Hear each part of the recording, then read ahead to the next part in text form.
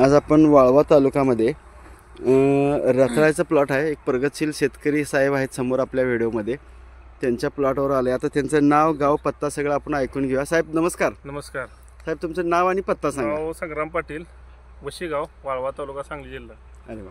हा आणि प्लॉट कुठलं पीक आहे साहेब? हे रताळाच आहे. रताळा किती दिवसाचं पीक आहे? हा बघा 17 नोव्हेंबरला लावलाय प्लॉट. सर्वसाधारण हा प्लॉट 69-70 दिवसाचा प्लॉट आहे आता. 70 दिवसाचा.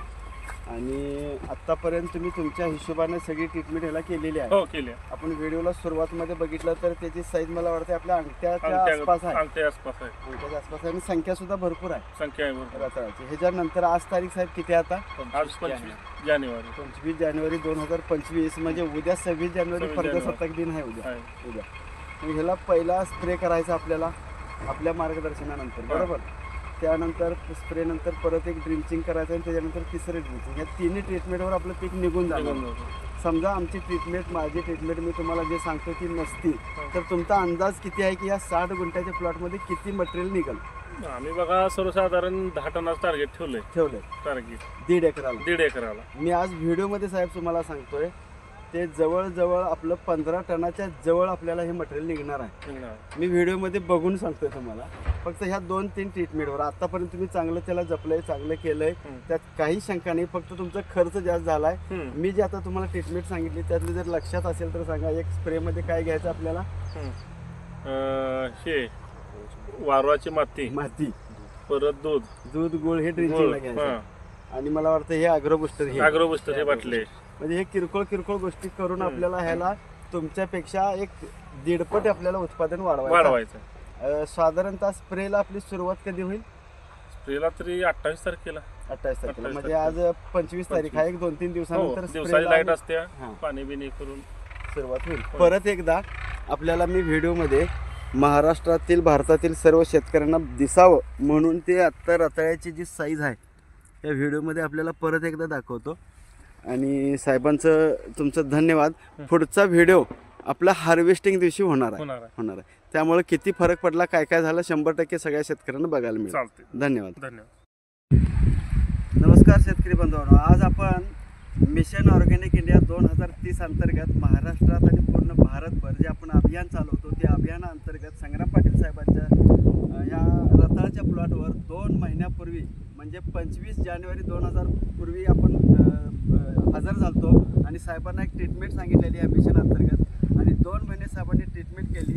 आजची तारीख 22 मार्च 2025 म्हणजे अजून 2 ते 3 दिवसानंतर 2 महिने पूर्ण होणार आहेत. 2 महिन्यापूर्वीचं आपण जे शूटिंग केलं तर ट्रीटमेंट चालू करायच्या आधी त्यावेळेला रताळाची साईज, संख्या, बागाची परिस्थिती आपल्याला व्हिडिओमध्ये बघायला मिळेल. मला वाटतं करंगळी आणि अंगठ्याएवढी साईज होती. तर ह्या 2 महिन्यामध्ये काय काय बदल झाला, काय काय फरक झाला आणि 2 महिन्यामध्ये साहेबांनी याला कशी ट्रीटमेंट केली, काय काय केलं हे संपूर्ण माहिती आपण शेतकरी साहेबांच्याकडून जाणून घेणार आहे. साहेब नमस्कार. नमस्कार. मला वाटतं सरांनी सांगितल्यानुसार त्यांनी सांगितलेलं मला 0050 1.5 किलो आणि 05234 3 किलो. आणि चुकून माझ्याकडं असं झालं की 0050 3 गेलं आणि 05234 5 गेलं. आणि त्याच्याबरोबर सुपर ॲग्रो बुस्टर ते 2 लिटर सोडलं आणि स्प्रे एकदा घेतला. त्याचा स्प्रे एकदा घेतला. आणि त्याच्यानंतर मला वाटतं एक 17-18 दिवसात साईज एवढी वाढली की तुमचे येल जे 1.5-2 फुटा होतं ते 2.5-3 फुटा पुढे गेलं. 3.5 फुटापर्यंत येल सरकलं. नुसतं येलच वाढ नाही तर खाली संख्या पण भरपूर वाढली. तुमचे जे रताळ अंगठ्यागत होते आणि जे बारीक तांबडी मुळी होती ती झाली अंगठ्यागत. जी अंगठ्यागत होती ती बऱ्यापैकी आपल्या कृपया मुठीगत झाली. त्यानंतर सर सांगतील तसं तुमचं काय म्हणायचं आपलं ड्रिंचिंग नाही ते फॉल्विक ॲसिड काय म्हणतात तुम्ही, पोटॅशियम फॉल्विक ॲसिड ते 2 वेळा सोडलं. त्यानंतर ड्रिंचिंग 2 वेळा झालं. तुमचं सर सांगतील तसं 52-34 आणि एकदा सोडलं. 0050 सोडलं. पोटॅशियम सोनाईट सरांनी सोडायला सांगितले 5 किलो. मला वाटतं हा भाग कॅमेरा इकडे फिरवा, हा पूर्ण नरम होता. तिकडं आम्हाला वाटतं सरीला एक पोतं निघतंय नाही कोणाचं. पण आता अवस्था अशी आहे की ज्या नरम भाग आहे त्यातच काढलं, त्यातच सरीला 2-2 पोती निघायला लागली. प्रत्येक सरीला 2 पोती निघते.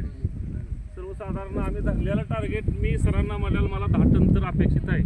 सरांनी सांगितलं मी तुम्ही जर चांगली ट्रीटमेंट आमची ऐकली की तुम्ही 15 टनापर्यंत जाऊ शकताय. पण आता असं वाटतंय की 12-13 टन तर सहज आता होईल.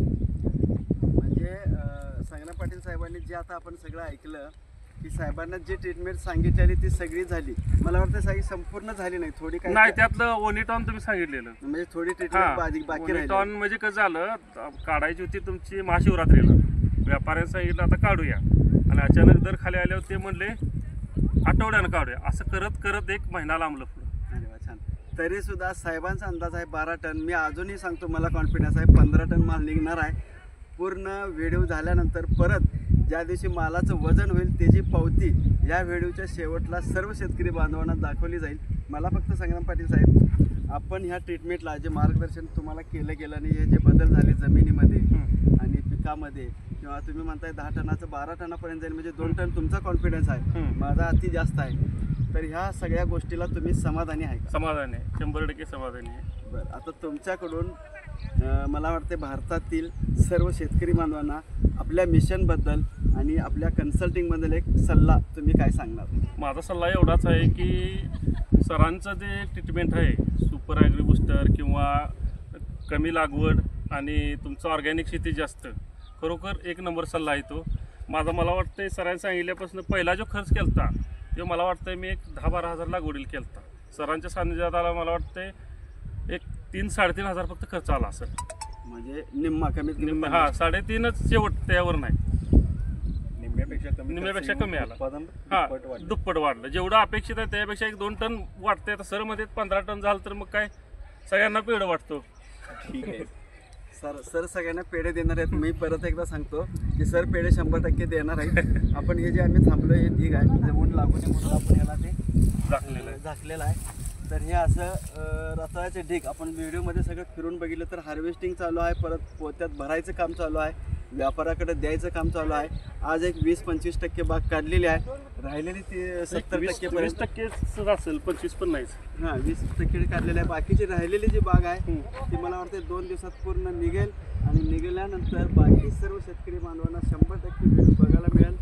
आणि माझी परत मिशन ऑर्गॅनिक इंडिया 2030 अंतर्गत भारतातील, खास करून महाराष्ट्रातील सांगली, सातारा, कोल्हापूर, बेळगाव या 4 जिल्ह्यातील शेतकऱ्यांना विनंती आहे की उत्पादन खर्च कमी करणे आणि उत्पादन वाढवायचं असेल तर समोर दिलेल्या नंबरवर संपर्क साधा आणि 100% रासायनिक, जैविक आणि सेंद्रिय या पद्धतीने शेती करा. उत्पादन कमी होणार आहे, उत्पादन खर्च कमी होणार आहे आणि उत्पादन दुप्पट होणार आहे. धन्यवाद.